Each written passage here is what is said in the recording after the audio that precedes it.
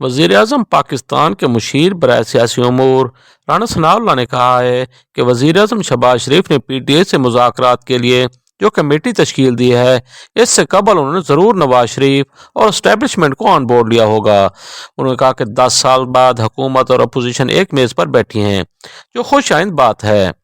2014 کے دھرنوں سے لے کر اب تک ملک میں کوئی دن خیر کا نہیں گزرا۔ رانا ثناء اللہ نے کہا کہ اختلاف رائے جمہوریت کا حسن ہے۔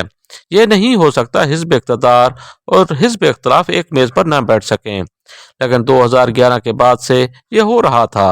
انہوں نے کہا کہ ہم نے پی ٹی آئی کے خلاف 200 مقدمات درج کیے ہیں، تو انہوں نے بھی 250 مقدمات درج کیے تھے۔ رانا ثناء اللہ نے کہا کہ قوم ایک آئین پر متفق ہے اور سبھی اس کو مانتے ہیں۔ 2 جنوری کو پی ٹی آئی کی تحریری چیزیں سامنے آئے گی تو پھر بات چیت آگے بڑھے گی۔